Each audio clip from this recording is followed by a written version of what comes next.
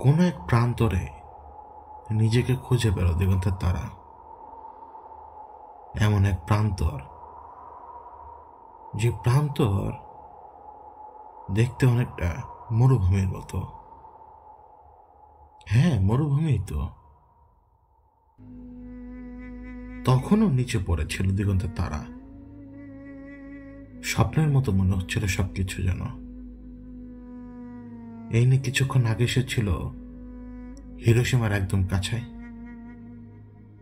একটা বিকট শব্দ,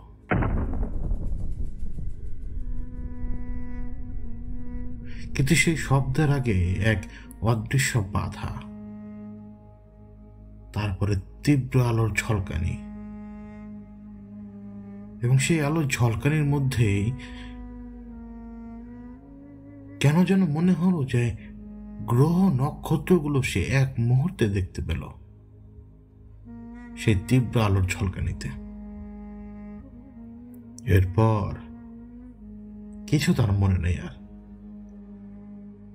ওদিকে একটি ডাক শুনতে পায় দিগন্তের তারা। ওঠো পাচ্ছে। দিগন্তের তারা সে ডাকটা শুনতে পেয়ে সেদিকে তাকায়। আশপাশে কেউ নেই। আবারও সে শুনতে পায় তাকে ডাকছে কেউ, বাচ্চে উঠো। দিগন্তের তারা চারপাশে তাকালো, কিন্তু যখনই নিজের পেছনের দিকে তাকালো, ঠিক একজন মানুষের পিঠের দিক যেরকম হয়, পেছনের দিকে তাকানোর পর সে দেখতে পায় বাক্কা। আরবের সেই শহর, যে শহরে পৃথিবীর সর্বপ্রথম এক বরকতময় গৃহের অবস্থান হয়। এখানে সর্বপ্রথম সেই বরকতময় গৃহ তৈরি হয় এখানে, বাক্কা, যাকে আমরা সবাই এখন মক্কা হিসেবে চিনি। সেই ঘরটাকে দেখতে পায় দিগন্তের তারা। এর আগে বহুবার অনেক অনেক অনেক দূর থেকে দেখেছে সে। কখনো আসার দরকার মনে করেনি, কখনো দরকার মনে করেনি। কেননা তাদেরকে সেটা দরকার মনে করানো হয়নি কখনো। বিস্ফোরিত ভাবে সে দেখছে সবকিছু। সে বাক্কা দেখছে তার চোখের সামনে। সে নিজেকে অনুভব করলো এক অদ্ভুত শিহরণের মধ্যে। মানব দেহের শিহরণ নয়। সে নিজেকে ধীরে ধীরে ধীরে ধীরে জমিন থেকে আরো অনেক উপরে অনুভব করতে লাগলো, যেন বাতাসের সাথে সে আরো ভালোভাবে মিশতে পারছে। তখন প্রচন্ড ভাবে ভারে আক্রান্ত হয়ে গেল সে। লজ্জা আর অনুশোচনা। কখন যে সে আবার সেই মরু প্রান্তের উপর এসে পড়ল তা তার তখনও মনে নেই। কিন্তু তার কানে তখন সে কণ্ঠস্বরগুলো ভেসে আসছে। সেই কণ্ঠস্বরগুলো তাকে বলছে, দেখো, চারপাশে তাকাও, চারপাশে তাকিয়ে দেখো, এই প্রান্তরে আজ শুধুমাত্র তুমি একা নও। মানব সভ্যতা হয়তো এখন ঘুমিয়ে আছে। মানব সভ্যতা হয়তো এখন বোবা হয়ে আছে। মানব সভ্যতা হয়তো এখন অন্ধ হয়ে আছে। মানব সভ্যতা হয়তো বধির হয়ে আছে। হয়তো মানব সভ্যতা এখন পঙ্গু। তবুও তাকিয়ে দেখো, আজ এই মুহূর্তে শুধুমাত্র তুমি একা নও এই প্রান্তরে। চারপাশে তাকিয়ে দেখো, ওরাও আছে এখানে। তোমাদের মুক্তির দিন আজ। যা করেছ সবকিছুর হিসাব পাই পাই করে নেওয়া হবে। আজকের দিনের জন্য নেওয়া হবে, অতীতের জন্য নেওয়া হবে, সামনের ভবিষ্যতের জন্য নেওয়া হবে। আকাশের তারাগুলোকে দেখো, ওরা দূরে সরে যাচ্ছে। এটাই সৃষ্টি। এক বিন্দু থেকে সব কিছু দূরে ছুটছে শুধুমাত্র, যার আকার প্রতিনিয়ত বড় হচ্ছে। কারণ যেই বাক্যা তুমি দেখতে পাচ্ছ, সে বাক্যার সৃষ্টিকর্তা আমাদের সৃষ্টিকর্তা। যে মানবদের তুমি এতদিন দেখে এসছো, সেই মানবদের সৃষ্টিকর্তাই আমাদের সৃষ্টিকর্তা। তফাৎ শুধু এইটুকুই, আমরা শাস্তি পাচ্ছি এখন। তফাৎ শুধু এইটুকুই,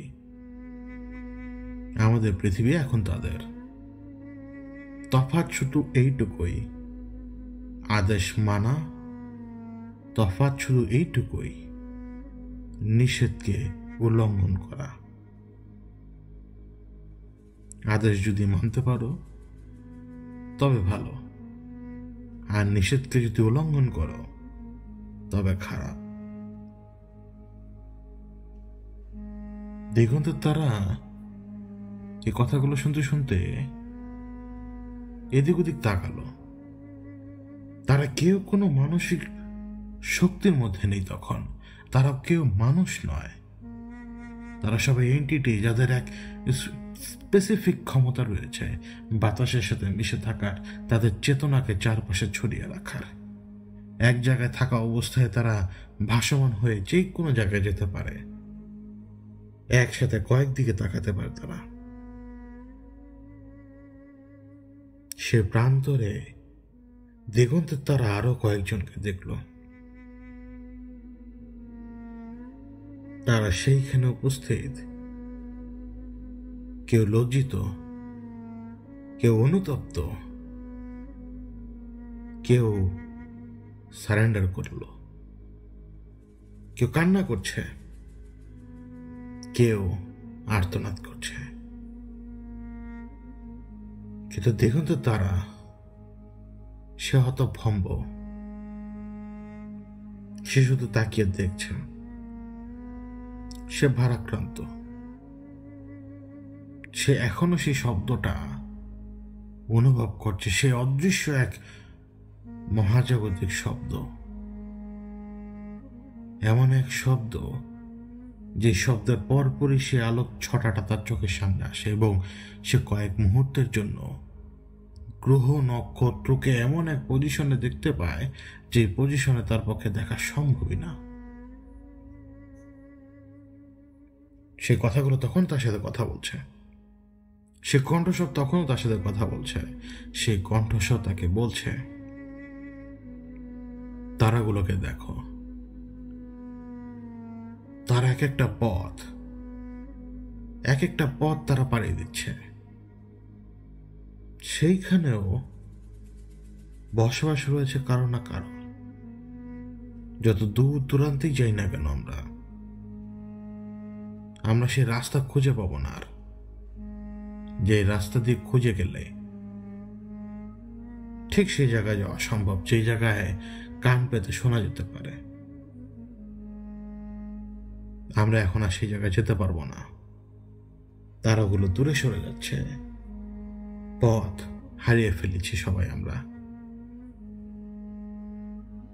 শুনতে পাবো না কখনই আমরা। যদি আমরা শুনতে পেতাম, তাহলে দুনিয়াতে মানুষজন এইভাবে ঝগড়াই করতো না। মানুষজন এত কঠোর হতো না, এবং তোমরা এত শক্তভাবে তাদের কাঁধের পেছনে বসতে না। দেখুন তো, তারা সেই সময় জিজ্ঞেস করে, কে এক কথা বলছে আমার সাথে?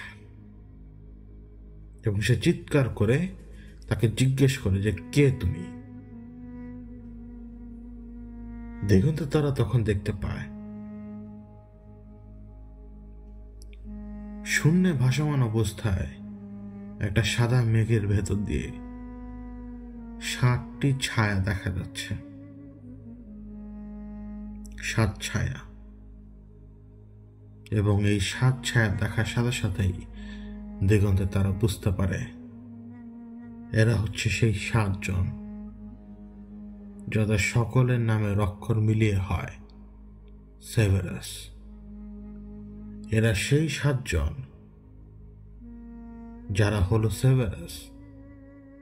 তাদের দায়িত্ব একটাই, সকলের মানসিক অবস্থাকে সঠিকভাবে ধরে রাখা। কে খারাপ করলো, কে ভালো করলো, সেটা তাদের দেখার বিষয় নয়। যে দুনিয়াটা তৈরি, যে দুনিয়ার আন্ডারে তারা, সেই দুনিয়ার এমন একটা জায়গায় এই 7 জনের অবস্থান, তাদের অবস্থান হলো শুধু এইটুকুই, তাদের কনসিয়াসের উপরে কন্ট্রোল রাখা। খারাপ কাজ করলে করো, ভালো কাজ করলে করো, কোনো বাধা নেই, সমস্ত কিছু ইন্ডিপেন্ডেন্ট। এই 7 জনের কাজ একটাই, যদি কেউ আসে সে খারাপের জন্য এসছে, ঠিক আছে যাও খারাপ করো। সে ভালোর জন্য এসছে, ঠিক আছে যাও ভালো করো। তারা হচ্ছে একটা সেন্ট্রাল বডি, বলা যেতে পারে যেই কোনো সমস্যার জন্য তাদের কাছে যে কেউ ছুটে যেতে পারে। এরা সেই 7 জন যাদেরকে সেভারাস ডাকা হয়। তাদের অবস্থান এই জন্যই সেইখানে যেন তারা এমন একটা বডি, যে বডি যে কোনো কিছু যে কোনো সময় সিদ্ধান্ত নিলে সেটা সবাইকে মানতে হয় বা সেটা সবাইকে ফলো করতে হয়, কিন্তু এই বডি সেই সিদ্ধান্ত কখনো নেয়নি। এই 7 জনের একই সিদ্ধান্ত ছিল, সকলে স্বাধীন। প্রত্যেক স্বাধীন সত্তার অধিকার রয়েছে তারা কি করবে না করবে তার নিজে বাছাই করার জন্য। এই স্বাধীন সত্তাগুলোকে ম্যানিপুলেট করা অনুচিত, কিন্তু তবুও এক স্বাধীন সত্তা আরেক স্বাধীন সত্তাকে ম্যানিপুলেট করবে কি করবে না, এবং সেই স্বাধীন সত্তা ম্যানিপুলেট হবে কি হবে না, এটা 2 স্বাধীন সত্তার উপরে নির্ভর করে। যদি কোনো স্বাধীন সত্তা অপর স্বাধীন সত্তা দ্বারা ম্যানিপুলেট হয়ে যে কোনো খারাপ কাজ করে, তাহলে তার দায় বর্তাবে 2 জনের উপরে। ঠিক তেমনি যদি কোনো স্বাধীন সত্তা ম্যানিপুলেশনের শিকার না হয়, তাহলে তার দায় তার উপরেও যাবে না, এবং যে ম্যানিপুলেশন করছে স্বাধীন সত্তা সেও তার দায় নেবে না। এটা একটা প্যারাডক্স। 2 স্বাধীন সত্তাই হিরো এবং 2 স্বাধীন সত্তাই ভিলেন। আমি ডিসিশন নিলাম একজনকে ফাঁসিতে ঝোলাবো, কিন্তু আমার কানে কেউ ফিস করে বলছে ফাঁসিতে ঝোলাও, ফাঁসিতে ঝোলাও। এভিডেন্স আমার সামনে, আমি ফাঁসিতে ঝোলানোর আদেশ দিয়ে কলমের নিব ভেঙে ফেললাম। সেই স্বাধীন সত্তাও জিতে গেল, আর আমিও তো স্বাধীন সত্তা, আমিও জিতে গেলাম। আর যদি স্বাধীন সত্তা আমার কানে ফিসফিসানি দিতে থাকে ফাঁসি দাও, ফাঁসি দাও, ফাঁসি দাও, কিন্তু আমি ভাবলাম না, ফাঁসি না দেই, যাবজ্জীবন দেই। আমি জিতে গেলাম, সেই স্বাধীন সত্তা হেরে গেল। এখানে জয় হলো কার? আরেক স্বাধীন সত্তা। যে আমি হেরে গেল কোন স্বাধীন সত্তা? যে আমার কানে ফিস করছিল। হেরে যাওয়া স্বাধীন সত্তা তখন চাইবে আমাকে হারাতে। এই শুরু হয়ে গেল হারা এবং জেতার এমন এক অদৃশ্য খেলা, যার কোনো শেষ নেই। কিয়ামতের আগ পর্যন্ত এই খেলা চলবে। কে বাধা দিবে? কেউ নেই বাধা দেওয়ার। এই 7 জনের পক্ষেও তা বাধা দেওয়া সম্ভব নয়। এই 7 জন সকলেই হলো কনসিয়াস। তাদের একটাই আহ্বান, প্রত্যেক স্বাধীন সত্তা একে অপরের থেকে দূরে থাকো, একে অপরের মধ্যে ঢোকো না, একে অপরের পেছনে লেগো না। যা আমাদের হাতে নেই তা আমাদের হাতে কখনোই আসবে না। যা আমাদের হাত থেকে চলে গিয়েছে তা আমরা কখনোই ফেরত পাবো না। বরং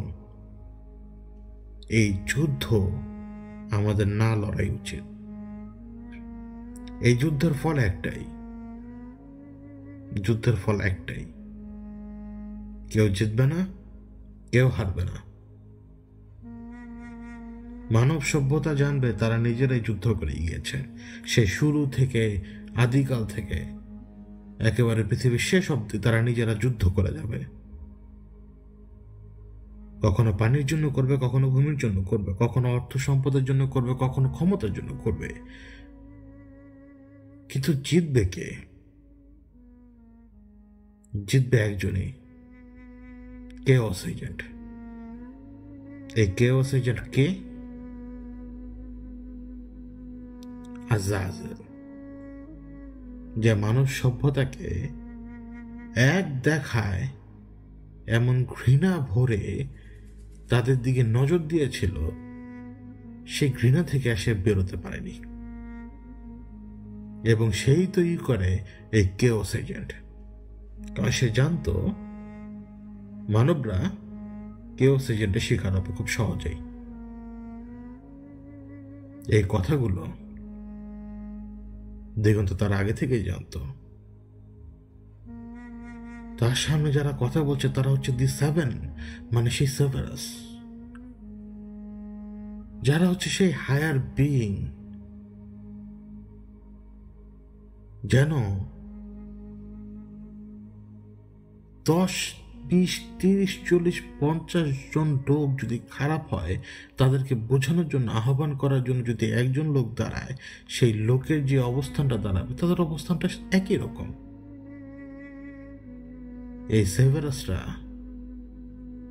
আইনের ঊর্ধ্বে হলেও তারা হলো তাদের কনসিয়াস মাইন্ডের একটা অংশ, যে মাইন্ড সবসময় বলে প্রত্যেক স্বাধীন সত্তা একে অপরের থেকে দূরে থাকো। কেওস এজেন্ট তোমাদের পেছনে লেগে আছে, একে অপরকে হারানোর জন্য লেগে থেকো না, একে অপরের কানে ফিসফিস করো না, একে অপরের মধ্যে কোনো চিন্তার উদ্রেক করিও না। কেউ কেউ এই খেলা খেলতে খেলতে খেলতে খেলতে একদম পাগল হয়ে যায়, একেবারে সাইকো। আর কেউ কেউ আছে দিগন্ত তারার মতো, এই খেলা খেললেও বুঝে উঠতে পারে না। এবং এই খেলা খেলে কে? এই খেলা খেলে তারাই তো যারা পুরো দুনিয়াতে ভাগ ভাগ হয়ে ছিটিয়ে আছে একটা বিশেষ গোষ্ঠী হিসেবে, যাদেরকে হাই কমান্ড হিসেবে জানি আমরা। মানব সভ্যতা তাদের ব্যাপারে জানবে না কখনোই। মানব সভ্যতা শুধু এটুকু জানবে, আজকে লড়াই হচ্ছে ক্ষমতার জন্য, কাল লড়াই হবে হিংসার জন্য, পরশু লড়াই হবে মাটির জন্য, তো এরপরে লড়াই হবে পানির জন্য। লড়াই চলতে থাকবে দুনিয়াতে সবসময়। এক স্বাধীন সত্তা আর এক স্বাধীন সত্তার ক্ষতি করে যেতেই থাকবে এবং এই প্যারাডক্স চলতেই থাকবে। দিগন্তে তারা তাদের দিকে ঘুরে তাকায়, তাদের প্রতি তীব্র সম্মান রয়েছে দিগন্তের তারার। সেভারাস দিগন্তের তারার উদ্দেশ্যে বলল, এই তো কিছুদিন আগে আমাদের সামনে গিয়েছিলে, আমাদেরকে প্রশ্ন করেছিলে, আজ কি সেই প্রশ্নের উত্তর পেয়েছো তুমি? আজ কি বুঝতে পেরেছ তুমি তোমার যে ভারে আক্রান্ত এই মুহূর্তে তুমি, তা তোমার অ্যাকশনের কারণে। তোমার অ্যাকশন, তোমার দায়িত্ব, তোমার কর্মকাণ্ড তোমাকে এই জায়গায় এনেছে। এখন তুমি ডিসাইড করো তুমি কি করবে। এই বাক্কার পথে চলবে, স্বাধীন সত্তা হয়ে চলবে, নাকি তাদের পক্ষ নিয়ে অন্য স্বাধীন সত্তার পেছনে লেগেই থাকবে। কিন্তু তোমাকে আমরা একটা কথা বলি, তোমরা চোজেন ওয়ান। তোমরা কেউ আজ এখানে আসতে পারতে না। দেখো চারপাশে তাকিয়ে, তোমার মতো আরো আছে এখানে। তোমরা পারবে না লড়তে, তোমরা কখনই লড়তে পারবে না, কিন্তু তোমরা চোজেন ওয়ান। তোমরা চেষ্টা করতে থাকবে। তোমাদের হয়তো এইটাই শেষ সুযোগ। দিগন্তে তারা তখন তাদের উদ্দেশ্যে বলল, শেষ সুযোগ?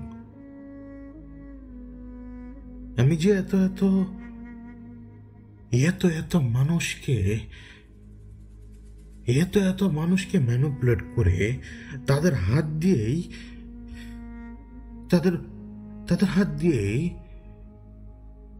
তাদের ভাইদেরকে মেরেছি, তাদের বোনদেরকে মেরেছি, তাদের সন্তানদেরকে মেরেছি, তাদের মা বাবা আত্মীয় স্বজন কাউকেই তো ছাড়িনি।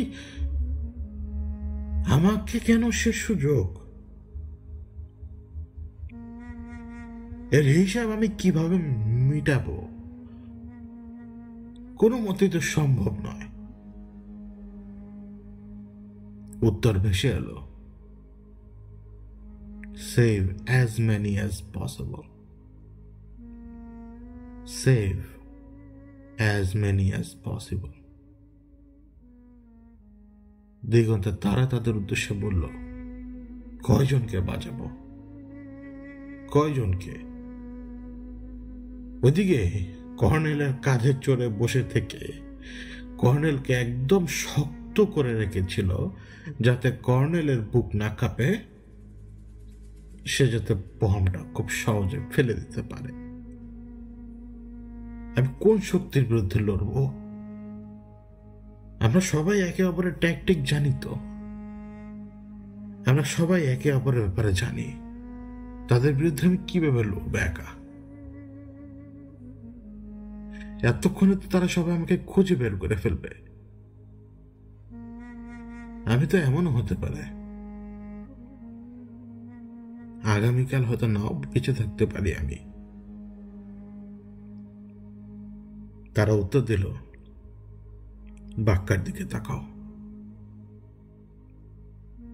এই সেই ঘর, এই সেই ঘর যা অত্যন্ত বরকতময়।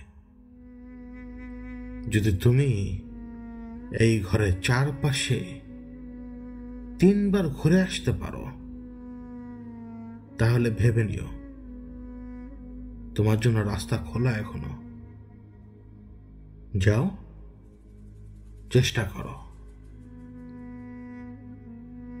তাদের কথা শুনে দিগন্তের তারা একবার ঘুরে এলো। যখনই সে প্রথমবার গোল আকারে বাক্কা অর্থাৎ মক্কা ঘুরল একবার, দ্বিতীয়বার যখন সে ঘুরতে যাবে তখন যেন তার মনে হলো যে তার স্পিড ধীরে ধীরে বেড়ে যাচ্ছে। দ্বিতীয়বার সে ঘোরা শেষ করতে করতে তৃতীয়বারের জন্য সে যখন ঘুরতে যাবে, তার স্পিড এত বেশি বেড়ে গেল যে সে তৃতীয়বার ঘুরে এসে থামতে পারেনি, বরং সে তার ওই গতি না থামাতে পেরে নিজেকে একেবারে সোজা আকাশের দিকে ছুড়ে নিয়ে গেল। সে যে গতিকে এই মুহূর্তে অনুভব করছে, সেই গতি তার নয়। এই গতি যে সে অনুভব করছে, সেই গতি তার নয়। এবং সে মুহূর্তের মধ্যে নিজেকে পৃথিবীর বাইরে সেই অতল অন্ধকারের ভেতরে পেল। চারপাশে একদম শুনশান, নীরব, কোনো শব্দ নেই, কমপ্লিট সাইলেন্স। এবং এক একটা তারা এখন যেন মনে হচ্ছে আরো কাছে। সে কোথায় সে জানে না, সে শুধুমাত্র শুনতে পাচ্ছে। সেভারাস শুধুমাত্র তাকে বলছে, উড়তে থাকো, যত দূর তুমি যেতে পারো উড়তে থাকো, উড়তে থাকো এবং দেখে আসো এই বাক্যার মালিক তোমার সৃষ্টিকর্তা, আমাদের সৃষ্টিকর্তা, তার সৃষ্টি কতদূর পর্যন্ত ছড়িয়েছেন, দেখে আসো। দিগন্তের তারা সেই গতির সাথে পেরে উঠতে পারছিল না। সে এমন একটা জায়গায় ছুটে যাচ্ছিল যে জায়গায় তার দিকে আলো যেন ধীরে ধীরে বাড়ছিল এবং এত বেশি ঝলমল করছিল সেই আলো, সে কোনো কিছু দেখতে পাচ্ছিল না শুধুমাত্র আলো ছাড়া। এবং আর কিছুক্ষণ পরে সে এত তীব্র আলোর মুখোমুখি হয় যে আলো সে আজ পর্যন্ত আর দেখেনি। এরপরে সে নিজেকে আবার খুঁজে পায় সেখানে, বাক্কার অদূরে প্রান্তরে। দিগন্তে তারা তাকিয়ে আছে বাক্কার দিকে, সেই ঘরের দিকে যাকে মুসলমানরা কিবলা বলে, যার নাম কাবা। দেখছে দিগন্তে তারা, আর ওদিকে তার কানে ভেসে আসে সেভারাস কি বলছে তাকে। সেভারাস তাকে বলল, তো স্বাধীন সত্তা কি করবে তুমি? দিগন্তের তারা প্রান্তর থেকে নিজেকে তুলে ধীরে ধীরে এগিয়ে যেতে লাগলো কিবলার দিকে। এবং সে যত এগিয়ে যাচ্ছে তত সে নিজেকে নিচু করে ফেলছে, তত সে নিজেকে সারেন্ডার করে ফেলছে, নিজেকে সে সারেন্ডার করে ফেলেছে সৃষ্টিকর্তার কাছে। দিগন্তের তারা সেভারাসকে উদ্দেশ্য করে বলল, আমি যদি একজনকেও বাঁচাতে পারি তাহলে কি আমি মাফ পাবো? আমি কি ক্ষমা পাবো? সেভারাস উত্তর দিলেন, না, তুমি ক্ষমা পাবে না। তুমি ক্ষমা পাবে কিনা তা কেউ বলতে পারবে না। দিগন্তে তারা তখন বলল, আর যদি আমি একাই লড়তে থাকি এবং বারবার হারতে থাকি তখন? সেভারাসরা উত্তর দিল, তাহলে তুমি হারতেই থাকবে, হেরেই যাবে, আবার উঠে দাঁড়াবে, আবার হারবে। প্যারাডক্স এভাবেই চলতে থাকবে। কিন্তু তোমাকে ঠিক করতে হবে তুমি কোন গতিপথে এগোবে।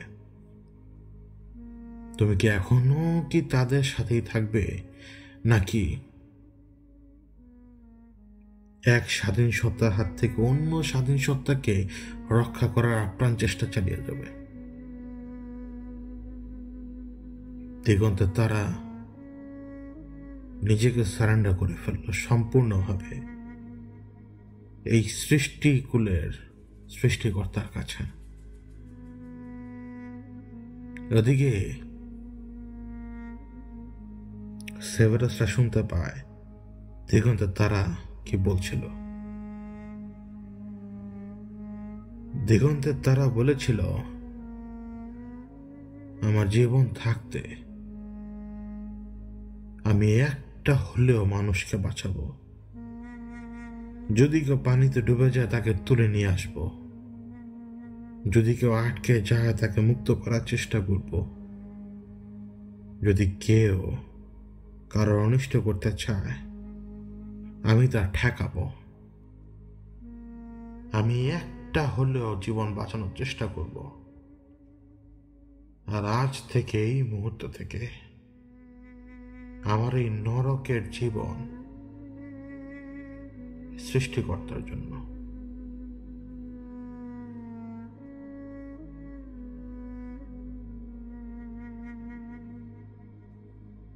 Ground zero, Hiroshima. হিরোশিমার ঠিক সেই জায়গায় দাঁড়িয়ে আছে দিগন্তের তারা, যে জায়গার মাটিতে এক অদ্ভুত ছাপ পড়েছে, এক অদ্ভুত আলোর ছাপ। চারপাশ ধ্বংস, কোনো কান্না শব্দ নেই, কোনো গোঙানি শব্দ নেই। মানুষগুলো যে মুহূর্তের মধ্যেই নিঃশেষিত হয়ে গিয়েছে উত্তাপে, তার ছাপ দেখা যাচ্ছে চারপাশে। এক অদ্ভুত পালস চারপাশে একটু পর পর ছড়ে আসছে, এক অদ্ভুত শিহরণ চারপাশে। এই জায়গায় কোনো মানুষ বেঁচে থাকতে পারবে না এখন।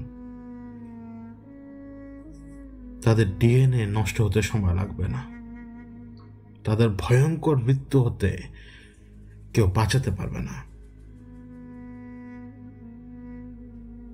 এই মাটিতে যে আলোর ছাপ পড়েছে, কোনো আগুনের ছাপ নয়,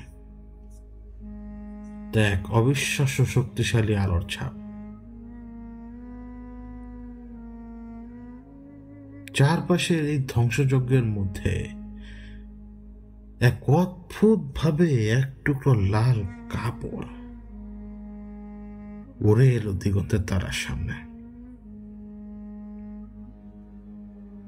সে লাল কাপড়টা দিগন্তের তারা দেখছে, এবং দিগন্তের তারা দেখতে পাচ্ছে এই লাল কাপড়টা একটা মাফলার। এই মাফলারটা কিছুটা সামনে থাকা এক বাচ্চার সাথে ছিল। অদ্ভুতভাবে এই মাফলারটা পুড়ে গেলেও কিছুটা অংশ টিকে আছে, কিভাবে যেন অদ্ভুত একদম। কারণ চারপাশে কেউই জীবন্ত পুড়েনি, তারা শুধুমাত্র গায়েব হয়ে গিয়েছে। তারা গায়েব হয়ে গিয়েছে। শুধু গায়েব হলো না, এই ছোট্ট এক টুকরো লাল মাফলার। দেখুন তো, তারা সে আগ মুহূর্তে দেখতে পাচ্ছে আকাশ থেকে নেমে আসছে একটা ধাতব টুকরো, প্রায় 8 কিলোমিটার আগেই ওই ধাতব টুকরো থেকে একটা অতি তীব্র আলো এসে ধাক্কা মারে জমিনে, এবং সময় থেমে যাবার কারণে একটা মানুষের কি হয়েছে সে দেখতে পাচ্ছিল তখন। এই একটু আগেই তো সে ছুটে এসেছিল ওই প্লেনটাকে থামাতে, সেই কর্নেলের উপরে নিজের প্রভাব বিস্তার করতে পারেনি। সে বোম শুধুমাত্র হিরোশিমাকে ধ্বংস করেনি, মানব সভ্যতাকে দেখিয়ে দিয়েছে পুরো মহাবিশ্বের শক্তি, মূল শক্তির যে অংশটুকু, সেই অংশের খোঁজ মানুষ পেয়ে গিয়েছে। অণু এবং পরমাণুর সেই লাল মাফলাটা নিয়ে উদ্দেশ্যহীনভাবে দিগন্তের তারা হেঁটে যাচ্ছে। একজন মানুষ কি অনুভব করতে পারে এই মুহূর্তে, সেটি বোঝার জন্য সে যত এগিয়ে যাচ্ছে ততই একটু একটু করে সে মানুষের রূপ নিচ্ছে। এক এক কদম দিতে দিতে একজন মানুষে পরিণত হয় দিগন্তের তারা, এবং সে কিছু দূর হেঁটে যাবার পর আর শক্তি পাচ্ছিল না, পড়ে গিয়েছিল সে। তারপরে সে উঠে দাঁড়িয়েছিল, কিন্তু 1-2 কদম দেওয়ার পর পর আবার সে পড়ে যাচ্ছে। এক ভয়ঙ্কর লাল ভাব তার চারপাশে। তার শরীর কেমন যেন পুড়ে যাচ্ছে না কিন্তু জ্বলছে, পুড়ে যাচ্ছে না কিন্তু গরম হচ্ছে, এবং তার পুরো শরীরটা যেন লাল হয়ে উঠেছে। হাতের তালু টকটক করছে লালে। হেঁটে সে যাচ্ছে, তার কাপড় চোপড়গুলো যেন ছিঁড়ে পড়ে যাচ্ছে। সে নিজেই যেন একজন মানুষ থেকে আবারও ধীরে ধীরে ধীরে ধীরে বাতাসে মিশে যাওয়া সেই এন্টিটিতে পরিণত হবার সময় বুঝতে পেরেছিল যে যন্ত্রণা কতটুকু সে পেয়েছে। এর চেয়ে মৃত্যুই তাদের জন্য ভালো ছিল, এবং তারা সে মৃত্যুই পেয়েছে। কিন্তু আফসোস থেকে যাবে তাদের জন্য যারা এখন বেঁচে থাকবে এবং ভয়ঙ্কর যন্ত্রণার শিকার হবে। দিগন্তের তারার জীবন বদলে গেছে। সে নিজেকে সারেন্ডার করে দিয়েছে সৃষ্টিগুলোর সৃষ্টিকর্তার কাছে। সে জানে তার পরিণতি কি হবে, তবুও সে save one life, save one life.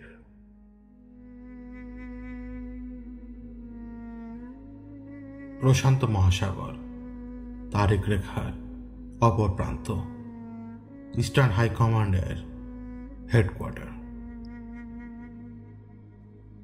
নিজের আসনে পরাজয়ের গ্লানিতে প্রচন্ডভাবে ক্ষিপ্ত 7 মাথার অজগর, এবং তার চাইতে সবচেয়ে বেশি ক্ষিপ্ত এই মুহূর্তে হাই কমান্ড বেজুস। কিন্তু সে ক্ষিপ্ত হলেও সে অনেক শান্ত। কিন্তু এই মুহূর্তে 7 মাথার অজগর সবচেয়ে বেশি অস্থির হয়ে আছে। সে যেই কোনো মূল্যে চায় দিগন্তের তারার একটা টুকরো হলেও। তার ইগোতে ধাক্কা লেগেছে। তার আজ কথা ছিল আনন্দ ফুর্তি করার, সকলের সামনে নিজের যোগ্যতাকে ফলাও করে দেখানোর জন্য যে সে একজন হাই কমান্ড হওয়ার যোগ্যতা রাখে, কারণ সে একটি যুদ্ধের পুরোপুরি পরিক্রমা বদলে দিয়েছে।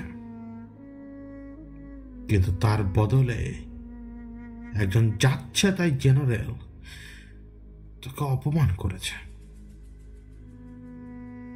তার ঐশ্বর্যের মধ্যে দাগ দিয়ে গিয়েছে। সে তাকে কোনো মতে ছাড়বে না। বেজুস কিন্তু খুব ভালো করে জানে 7 মাথার অজগর কি করতে পারে আর কি করবে। মাস্টার মাইন্ড ততক্ষণে তার প্ল্যান বি, ডি, ই, এফ, জি, এইচ আরো যত যত প্ল্যান রাখা সম্ভব সবগুলো প্ল্যান একেবারে গুছিয়ে ফেলেছে। একটা কাজে না আসলে পরেরটা কাজে আসবে, পরেরটা কাজে না আসলে পরেরটা কাজে আসবে, পরেরটা কাজে না আসলে পরেরটা কাজে আসবে। প্ল্যান আর প্ল্যান আর প্ল্যান আর প্ল্যান আর প্ল্যান আর প্ল্যান। একটা মাস্টার মাইন্ড যে কত ভয়ঙ্কর হতে পারে তা 7 মাথার অজগর আদৌ জানে কিনা দেখার বিষয়। হাইকমান্ড একদম শান্ত, এবং হাইকমান্ড শান্ত দেখে 7 মাথার অজগর বুঝে ফেলে যে হাইকমান্ড কোনো বিচার হয়তো করবে না। তাই সে সকলের সামনে উঠে দাঁড়ায় এবং সে হাইকমান্ডের উদ্দেশ্যে বলল, আমি প্রস্তাব রাখছি এই মুহূর্তেই সকল জেনারেল যারা কমান্ড ফলো করছে না তাদেরকে নিষ্কাশিত করা হোক এবং তাদেরকে সরাসরি ছাড়খাড় করে দেওয়া হোক। দিগন্তের তারা সাত মাথার অজগরের কি ক্ষতিটা করেছে তা তখন পর্যন্ত কেউ বুঝতে পারেনি, কিন্তু সাত মাথার অজগর তার এই ইগোর যে ধাক্কা তা হজম করবে কিভাবে? তার এই প্রস্তাব শুনে বেজুস বলল, সংবিধান তো নেই আমাদের তো এমন কোনো সংবিধানও নেই যে আমরা চাইলেই 10 জন জেনারেলকে বের করে দিতে পারি। বরং এটা নির্ভর করে যে সেই জেনারেলের লোকেরা সেই জেনারেলকে ফলো করছে কি করবে না তার উপরে। এখন তুমি যদি চাও, তোমাকে দেখাতে হবে আমাদেরকে যে সেই জেনারেলের পেছনে থাকা তার লোকেরা তাকে ফলো করছে কি করছে না। যদি সেই জেনারেলের ফলো থেকে থাকে তাহলে তাকে কিচ্ছু করতে পারবো না, আর যদি তাকে কেউ ফলো না করে তাহলে do whatever you want to do, আমরা কেউ বাধা দেব না। বেজুদের এই কথা শুনে সাত মাথার অজগর তো ভেবেই নিয়েছে, হ্যাঁ সে প্রমাণ করে দেবে যে এই জেনারেলের পেছনে কেউ নেই। কিন্তু সত্যিকার অর্থে বেজুস খুব ভালো করে জানতো দিগন্তের তারা এবং অন্যান্য কিছু জেনারেল যারা এই মুহূর্তে কোন রকম কন্ট্রোলের মধ্যে নেই, তারা সবাই তাদের নিজস্ব কমান্ডের মধ্যে অতি অতি জনপ্রিয়। সাত মাথার অজগরকে আরেকটু হিউমিলিয়েট করতে চাচ্ছিল বেজুস নিজেও। তাই বেজুস বলল, আগামীকাল সকল কমান্ড এখানে একত্রিত হোক। সকল কমান্ড এখানে একত্রিত হবে, সকল কমান্ডের সকল অফিসার এখানে একত্রিত হবে এবং সকল অফিসারের আন্ডারে থাকা সবাই এখানে একত্রিত হবে।